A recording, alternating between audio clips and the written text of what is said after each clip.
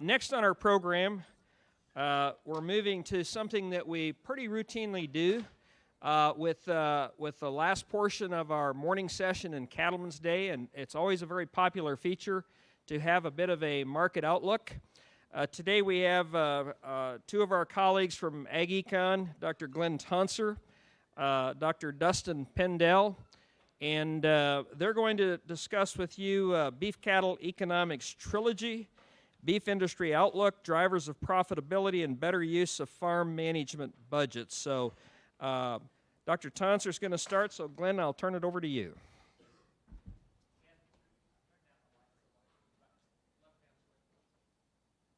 How about this? You want it really dark? Which way you want it? There you go. That work? Okay.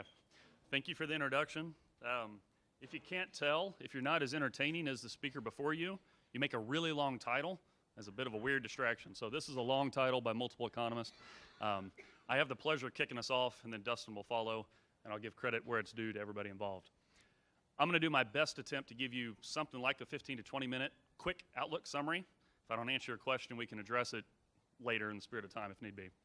Most of you know, and side note, I know who I am. We put a picture up here just for, you can remember who was speaking to you because you're going to get multiple presenters here, so you don't need to see my picture, but it's a reminder for the future. I think it's very important that we appreciate why 2016 was very different than 2014, and what can we learn for that going forward for the rest of 2017, 2018, if you're trying to understand the market environment.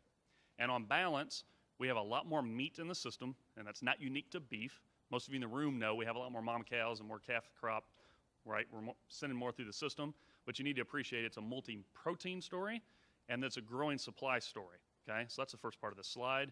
I'm going to make a couple comments about trade in a moment, but they are lockstep with Dr. Flinchball's comments. You put more and more poundage in the system, trade becomes more and more important.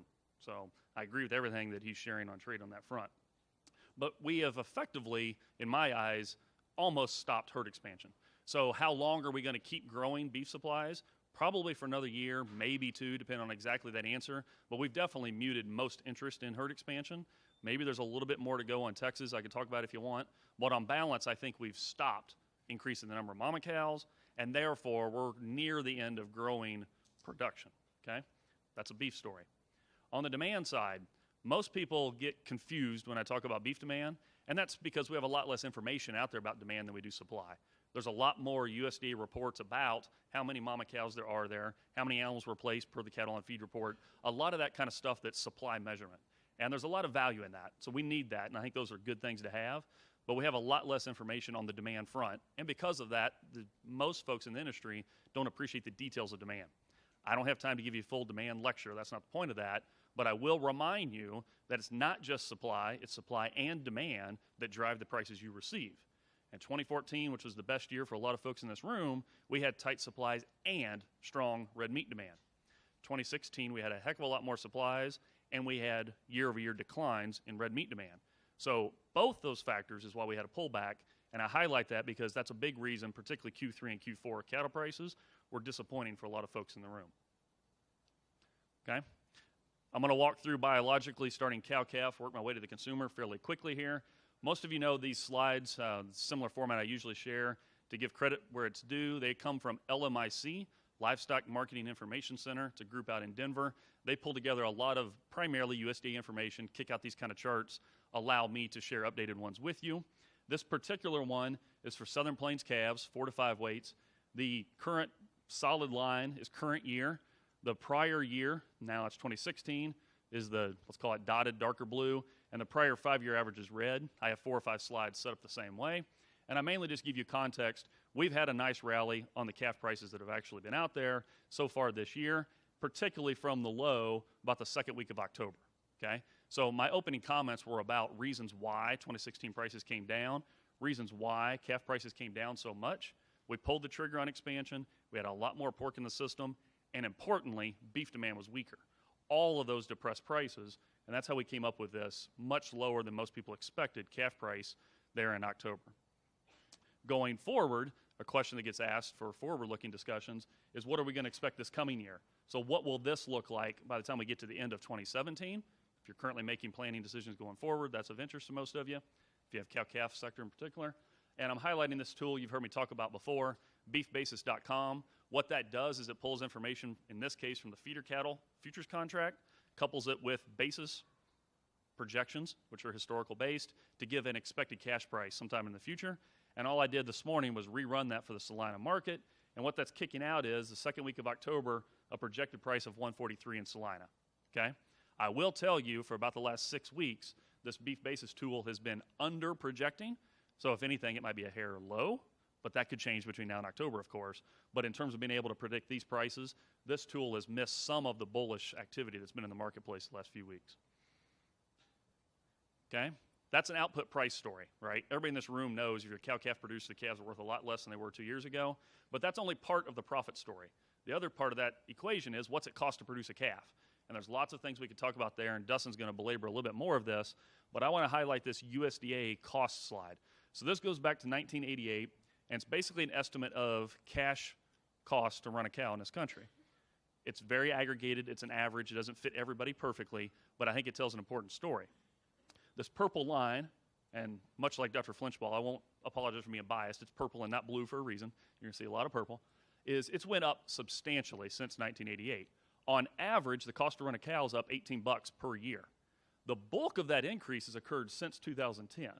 For those of you who can read charts, we went from a cost of $554 in 2010 to over $880 in 2014. $300 increase is substantial. Now, what's underneath that is feed cost and pasture cost, primarily, right? What I want to call your attention to more recently is we've pulled back. We still have a ways to go, I think, but we've started to ease the cost structure a little bit for cow-calf. So the projections USDA has for 2017 are $780, almost, basically $100 less than we had 2 years ago. What's underneath that? Reductions in feed cost and pasture values and so forth.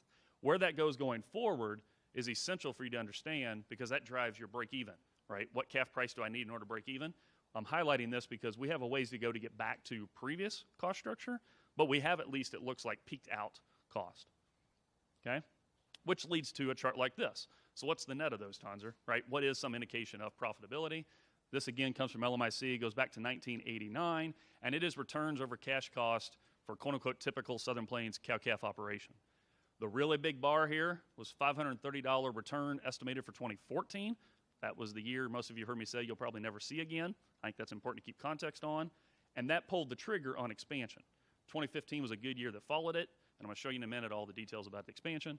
But real quickly, we got to where if you did not protect yourself in the feeder cattle market and you took the cash price, say in October, right, when you were to sell your calf, then you were at a break-even story if you were an average cost producer in 2016. The number right here is minus $30 for 2016. There's more than $30 of air in the way these things are done, so let's just call that break-even in 2016 for a typical cow-calf producer who did not have price protection in place. Had you put in something to protect against declines before Labor Day, you would have had a good year in 2016. That's hindsight, of course, telling you that, but I'm trying to call your attention to the fact this is cash-to-cash kind of profitability. If you just take the price the market gives you, and if you have somewhat common cost structure, this is the variability your cow-calf operation would be seeing over time. I made the comment we pulled the trigger on expansion. That's what this slide is. Most of you know we get a January cattle inventory report. The big question every year in that is how many heifers are being retained. We still are holding back heifers. So particularly 1.2% more heifers were held back in that report compared to the year before. Over 6.4 million heifers are being held back to go back into the herd. That's a large number, and I'll call your attention to back here, the mid-90s is the last time we had that many heifers being held back, and we're holding back that many from a much smaller cow base. So as a percentage of what we have to work from, we're holding heifers back even more aggressively than we did back in the mid-90s, okay? Everybody follow that point? $300 to $500 positive returns for somebody with average cost does that. We pulled the trigger hard on expansion and mission accomplished because we have a lot more animals in the system from that, okay? I already made this comment. We've pulled the trigger from 29 million beef cows is where we're at in 2014. USDA estimates we started 2017 with 31.2 million. As an aside, Ken and I like to argue about how high that's going to go. We can do that again over lunch if he wants. But we're not done increasing this per USDA. I don't think it's going to go much higher because I don't think there's an incentive for many people to expand anymore. But I'm going to give you some context is we have 2 million more cows than we did in 2014. So that's a lot more calves in the system, okay? That's a big part of the supply story I'm referring to that's been weighing on prices. Oh, sidebar, because I don't have all my charts with me. Do we have heavier animals in the system today than we did the mid-90s? Yeah. So how many more beef pounds are we getting out of these 31 million than we were those 32? We're getting more beef, right, off every animal in the system. So there's a lot of reasons we're not going to keep adding cows to the system. The economics are driven by beef pounds that the market wants, not the number of mama cows in the system. Okay? All right, real quick to say something about the stocker backgrounder side of things. Here's some information about yearling prices. Same setup. We basically are in the low 130s, again, for Southern Plains yearling prices. If you want to project, if you've got some carried over at home, you want an April projection. April Salina, 750-pound steer as of this morning, is projected to be about 121. I made the comment earlier on the calf slide that this beef price tool has been under projecting for a few weeks. So if you want to take that into note, maybe there's $5 or $8 more in the market than that, basically because the basis has been more beneficial to you as a seller the last few weeks than that beefbasis.com tool has been projecting. Okay? There's a lot of things we do with a calf that comes out of our system in the fall. This is a slide from Cattle Facts that's just a good visual reminder. I like to use it depending on what time of the year I'm talking to the audience. I've put a purple star right here next to the summer grazing story. Some of you in this room are going to be entertaining, buying animals, kicking them out, let's just say April for today, and kicking them out as we get close to Labor Day. I want to highlight how to think about that. You can tweak this process on your own. But let's presume this morning you're entertaining buying 7 weights the 1st of April, and you think you're going to sell them weighing 9 around Labor Day. That's the hypothetical I did this morning, again with this beefbasis.com tool. There's projected buy and sell prices in this, and importantly, there's a projected value of gain. At the moment, what you get from this resource is a very, very attractive expected value of gain relative to what I think the cost for most people are. Okay? I encourage you to make use of this tool. That's the reason I keep highlighting it. But at the same time, I want to call your attention to the fact that no tool is perfect. I think actually the purchase price is too low in the tool at the moment. And therefore, the value of gain that comes straight from it is higher than I would tell you to presume. So I want you to be aware of that, use the tool the best you can. But if we know this is off by, let's just say $5 for simplicity, then be careful and make sure you make an adjustment to pull down the appropriate value of gain number you can rationally expect. Compare that to your cost of gain, and then make your buy or don't buy decision. Okay? Lastly, feedlots. 2016 remained tough. I honestly think the feedlot sector, from a profitability perspective, has been through the worst of it. I hope that's right. Most of you know I'm tired of talking about big losses in this state. That's not fun. But a lot of that has to do with the fact we have more calves in the system. So the story about excess capacity and chasing few animals with fixed concrete bunk space is not nearly as dire as it once was. That being said, I honestly think we stopped herd expansion sooner than most people expected. So the total number of calves we're going to have for the next 5-7 years, I think, is lower than a lot of people, myself included, thought it would be. And the feedlot sector still has to keep that in mind. Okay, so we're not totally out of the woods yet. 5 market price, 124 was last week's price. It's on here. You can see we've had some nice improvement here so far this year. Where are things going forward? Every month I kick out this, let's just call it barometer, of a cash-to-cash situation for the feedlot industry. What I'm doing is taking information from this department, the Focus on Feedlot survey. It has production data, average daily gain, days on feed, that kind of stuff. I try to couple it with what the market suggests for corn, feeder cattle, and fed cattle prices to put out a barometer of returns. I'll call your attention in English. You can read the numbers later. The first quarter has been quite good per this process. Profitability has returned to the feedlot sector. That's a nice thing to talk about. The red arrows, red boxes, are projected closeout months. So all these numbers are projected returns for cattle coming out, closeouts in those months. And there is one in here that's a substantial loss. But on balance, we're projecting small losses the last time these things were updated. And just a $2 or $3 move in the market will put those at break even. So what I'm willing to share here is on balance, the market's gotten back to quote unquote working to where fed cattle prices are kind of in line with feeder cattle prices and corn prices to where a typical cost producer per this exercise is in a break-even world.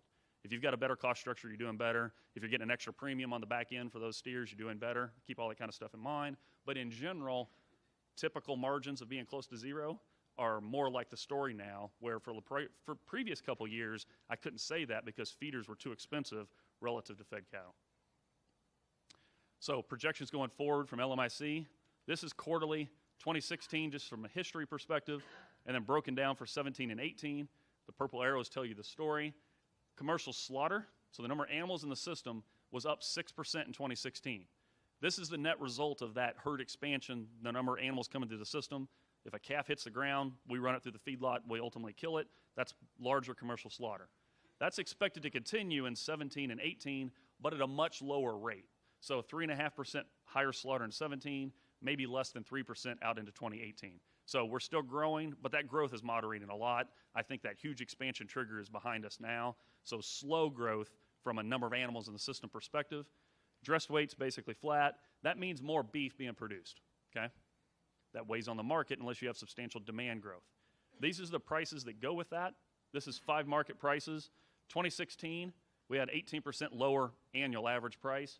It was a full 21% lower in the third quarter than same period over 2015. Going forward for 2017, 2018, a little bit additional decline from those prices, but not a substantial pullback.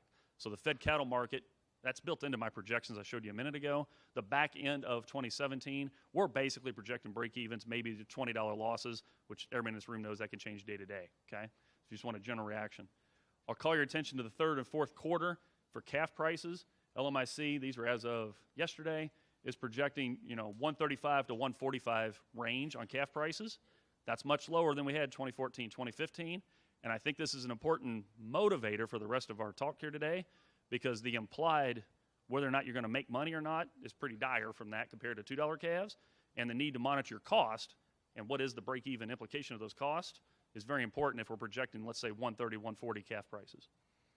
Okay? Real quick, I don't have time to give lots of these points, but I will highlight, and I made the comment verbally, the entire protein complex has grown. And a lot of people want to talk about why the market fell, and they kind of forget that we have a lot more pork and poultry on the market. Because I have the mic, I'm going to remind you that's a big part of that story. That's all that comes with this slide. Okay? Exports. We are exporting more beef. That's good. So this is a green arrow. 2015 projected out through 2018.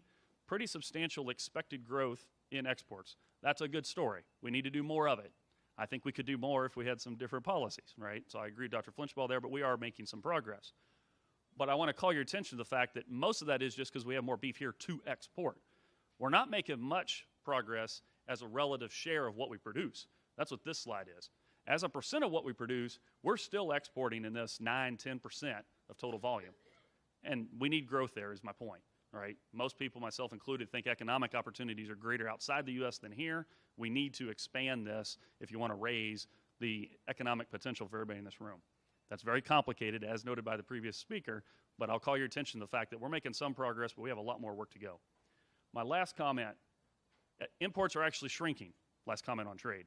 Red arrow is coming down. So from 2015, we're actually shrinking the volume of beef imports. There's a lot of confusion about whether or not the Brazilian market's swamping the U.S. beef market. That is not true. If you want to talk more about that, we can. Yes, Brazil is sending beef here, but it is not swamping it as a percentage of what we do here. Okay? Last comments are on demand. I attempt to monitor beef demand here. So annually and quarterly, I quantify how strong beef demand is, and I do the same for pork, quarter over quarter.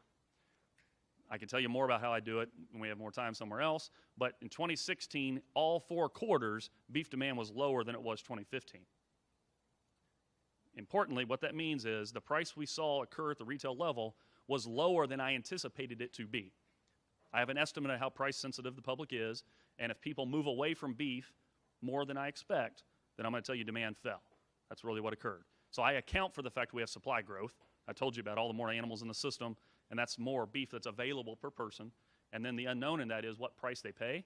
If demand is growing and you value beef more, prices go up, or at least hold their own as we increase supplies. If we're having demand challenges, then prices either fall or they don't hold their own quite as well. And that's what we saw in 2016. This slide is, for those of you that want to know more, myself and Ted Schroeder just did some work that was Checkoff funded. I think you guys need to know about this because it's Checkoff supported. That is trying to improve how we monitor beef demand. And there's a lot of geeky details in here that I can't belabor because I only brought one slide with me. But I will want to advertise it. This is all information available to you. But the punchline would be beef demand, the way I showed you on the previous slide, was very, very aggregated. I treated beef the same whether it went through a grocery store or retail, whether it was in the Northeast or the West, whether it was ground beef or loin. Very, very aggregated story. There's some opportunities to refine our monitoring of beef demand and therefore guide marketing and education efforts and so on and so forth. And that's what we tried to do in this project. If you want to know more about it, go to that page or talk to me over lunch. I'm happy to visit with you. So wrap this up. I think there's a lot to learn by comparing 2014 and 2016. There's a reason I do this. 2014 was good for a lot of folks, not just in this room, the entire meat protein complex, because we had good demand and historically tight supplies per person. We had a lot of meat, but per person in the U.S., we had very limited amount of meat. That is very supportive of retail prices, which all the way through the chain supports cattle prices. 2016, to a certain extent, was the opposite. We had demand concerns and a lot more pounds on the market. You can't lose sight of both the supply and demand part of that going forward, because we know with certainty, one of the few things we know with certainty, Barry, is we have a lot more meat in the system. What we don't have certainty on is how strong that demand is going to be. Step one is to appreciate they both matter, and step two is try to monitor them both. Okay? Those are pretty straightforward. With that, I'll hand this off to Dustin.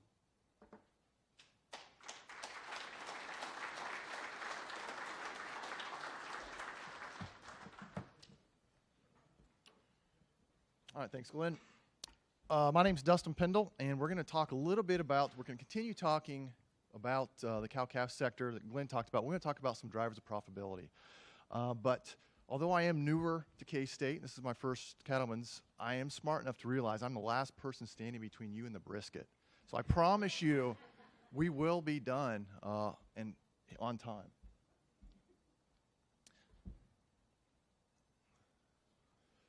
So first slide here is we're looking at your net returns over variable costs for the Kansas cow-calf operations.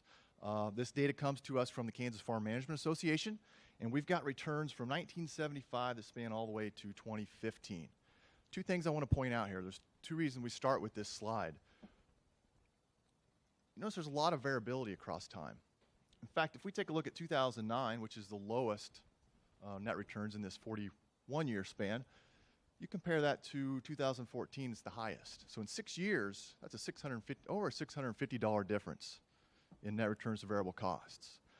The second reason I wanted to start with this slide is because I didn't want to start with this slide. And what we're looking at here is the same data, same operations, and now we've added our fixed expenses. So this is our net returns over total costs for those same cow-calf operations.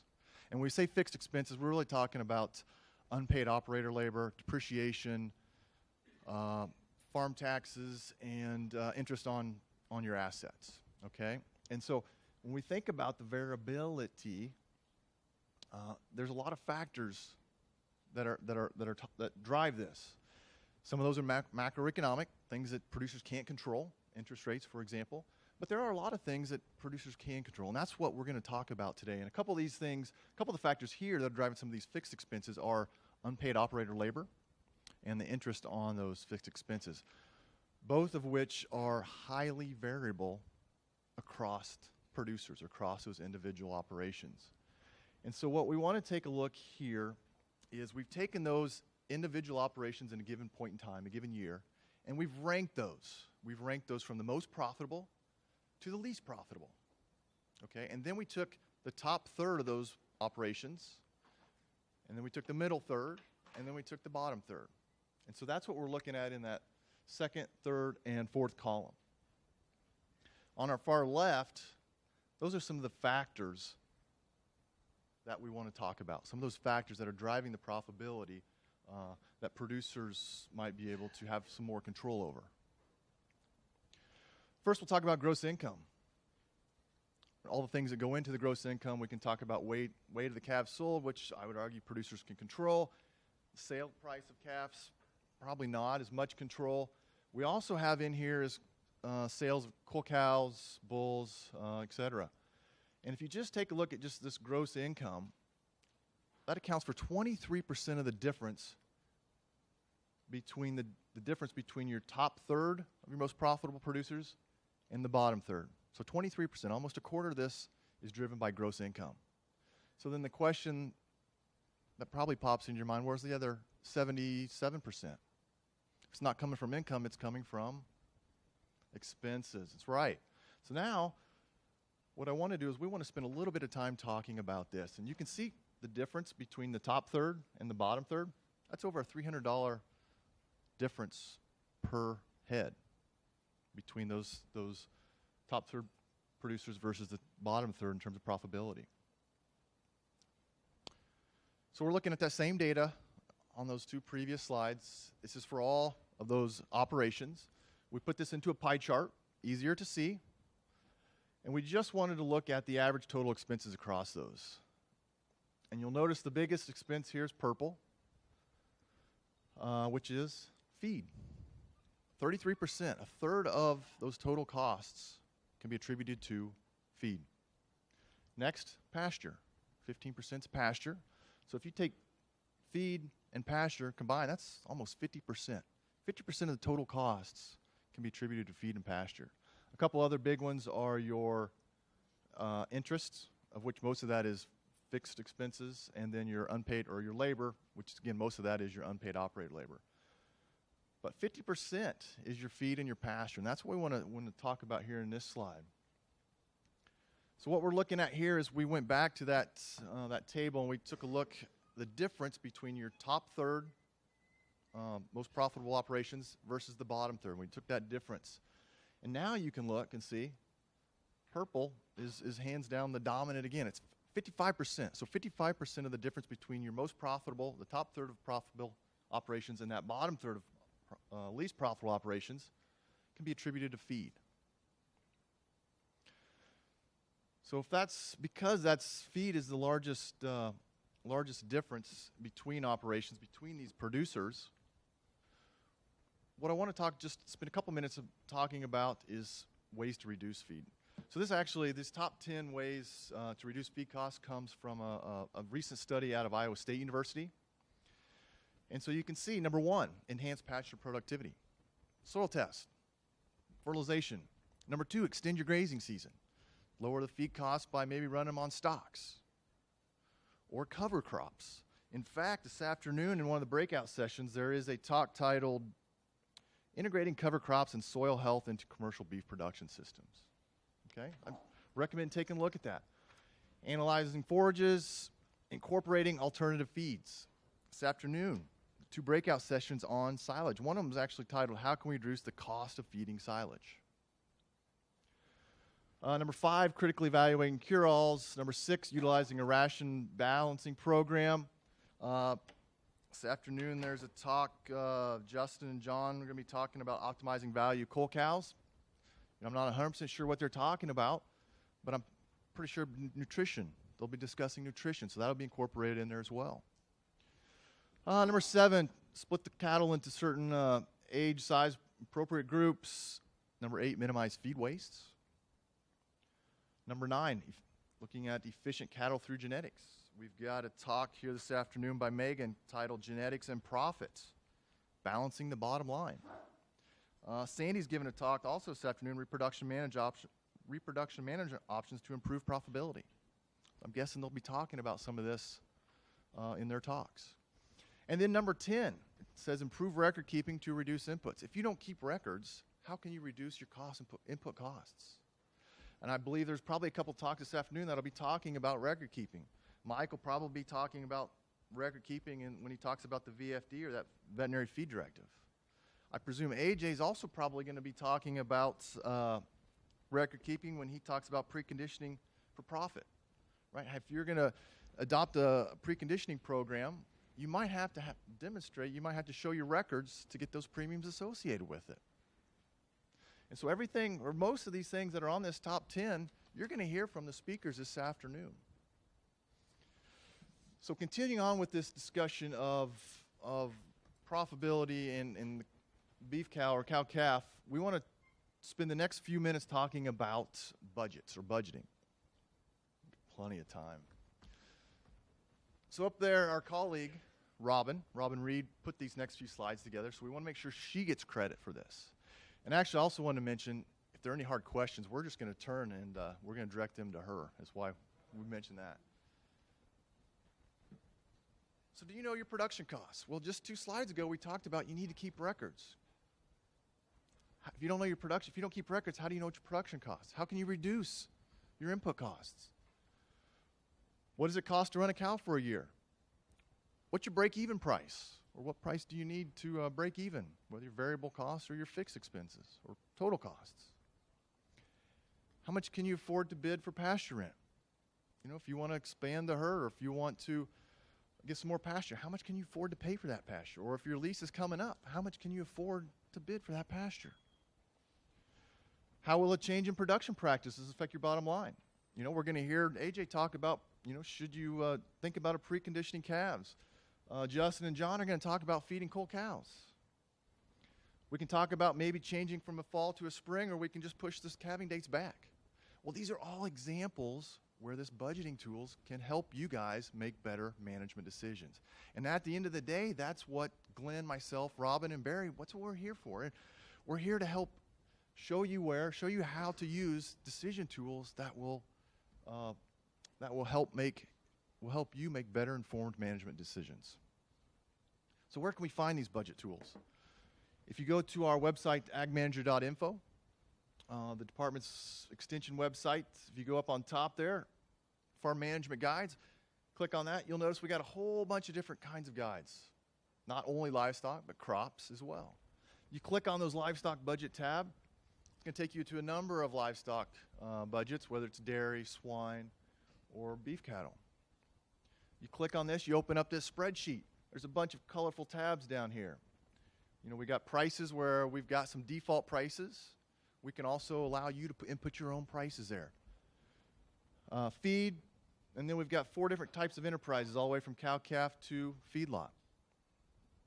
If you click on that cow-calf, you've got the top part of this spreadsheet that pulls up, and you can enter your own production efficiency information. And then you can also take a look and input some of your own price information, price and quantity.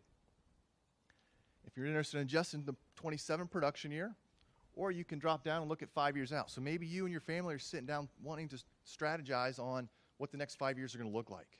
Or maybe you're going to meet with your lender and you want to plan this out. And so that is available for you. After you've taken a look at that, you scroll down the spreadsheet, you've got your costs. We got it broken up into your variable and your fixed expenses. Again, you can enter your own information, or there's already default values there. Again, that's coming from the Kansas Farm Management Association. So budgets, we said, they're really nice because they allow you to do these what-if types of questions. And so as you're listening to AJ's talk this afternoon, you can think, what if? Should I maybe think about a preconditioning program? Or in this example that Robin has here, you want to maybe push back your calving date by a little bit, maybe to April, May. Well, what's going to happen when we do that? Well, you're going to reduce weight, your weaning weight. So your income's going to fall. But we're also going to reduce some of our expenses, right?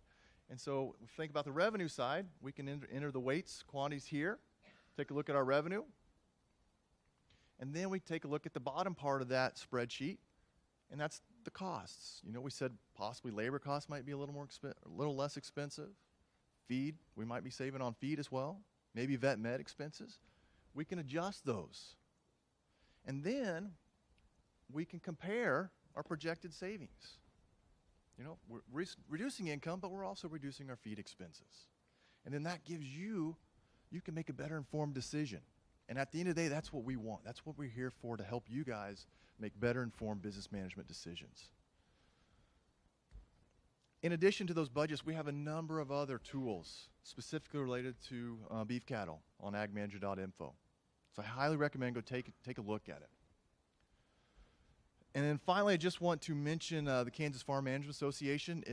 Kansas Farm Management Association provides a lot of data for those budgets and also all that profitability information. And what KFMA is, if you haven't heard of it, there's a number of agricultural economists. They are affiliated with our department, where they work with individual producers, helping them collect their production and financial information. They analyze that information. They sit down with the producers, and they talk through the strengths and weaknesses of their operations. And with that, I believe that is the last slide. And I'm going to get you.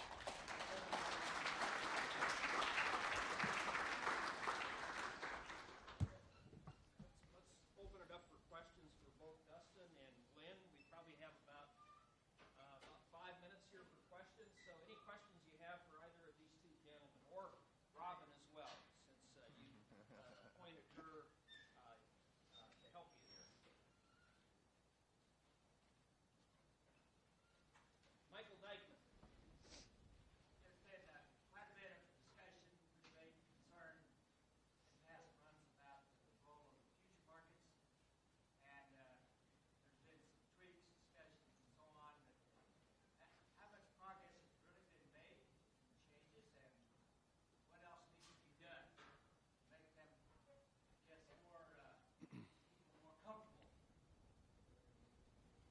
So I'll attempt to repeat your comment and question, Mike.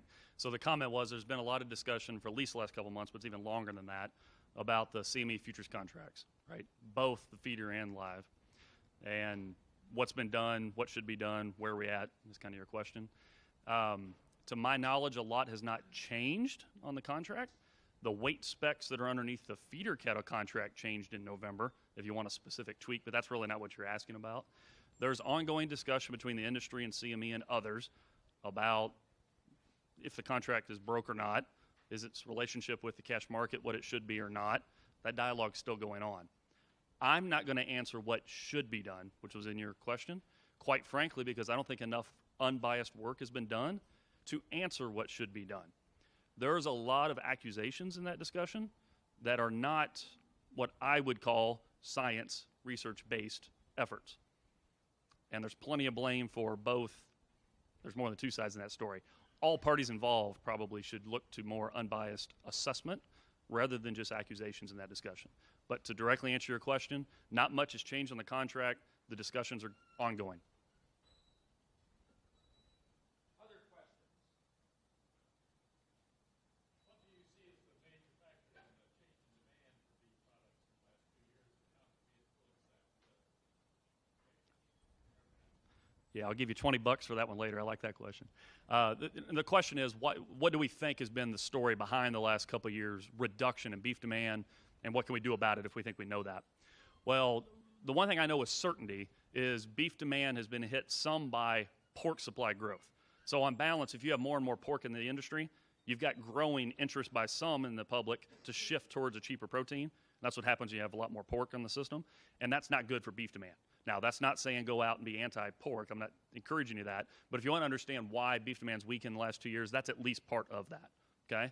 The other part, which is a little bit complicated, but hopefully you'll follow this, my demand for beef is not the same as Ken's, as Dustin's, as Barry's, everybody's. We all have a little bit unique demand for various reasons. Some is life stage, some's income, so on and so forth. The reason I highlight that is when you have tight supplies like we had in 2014, I remained a beef consumer. My personal consumption didn't change much. My views on it were the same. I'm of the income that I could afford it and those kind of things, right? I'm not the one that left the beef complex. Those that tend to be a little bit lower income or just less dedicated, if you like to use those terms, to the beef industry are the ones that switched away because meat got expensive. I think everybody follows that point. As you increase the available supplies, you bring some of those folks back in that are a little bit more price sensitive than me. That's important because I don't think they were at the story. They weren't part of the story in 2014 like they are today. And on balance, they're more price sensitive, and they're going to have different expectations than I will. And they have a larger role in 2016 than they did in 2014. So I honestly think part of it is competing meat development. The other part is bringing back some consumers or getting more meals from consumers that partially left. That has increased price sensitivity that's underneath my story. So the average public's a little bit more price sensitive because they're available to shift, and we have more of the U.S. consumers consuming again in 2016 than we did 2014. Those would be the two reasons I think we've had a decline. I honestly don't think it's a quality concern or a food safety concern or those other things that sometimes we talk about, because there's actually a lot of positives. The millennials like high-protein diets. There's a lot of good things on the demand side that I could belabor, but that's not what you asked me. You asked me what I think the change has been, and those are the two things I think have changed. Time for one last question. Glynn, do you see a squeeze this summer on potential packing chapel space on the cattle side and how that might play out? So the question was, do I see a squeeze coming on packing capacity? It's not getting talked about nearly as much as the pork industry did, right, the back end of 2016. I don't think the concern is as dire as it was there, and I'm highlighting that because that was one of the reasons for a price pullback towards the end of 2016 on the hog side, and we survived that. The numbers I've seen is, yeah, it might get tighter, but we're not going to hit a crisis situation to where we just have a glut. So that's my main reaction is I'm probably not as concerned about it as some are. I hope I'm right, because if I'm wrong, that's a real problem on the market. Okay, let's thank these guys one more time.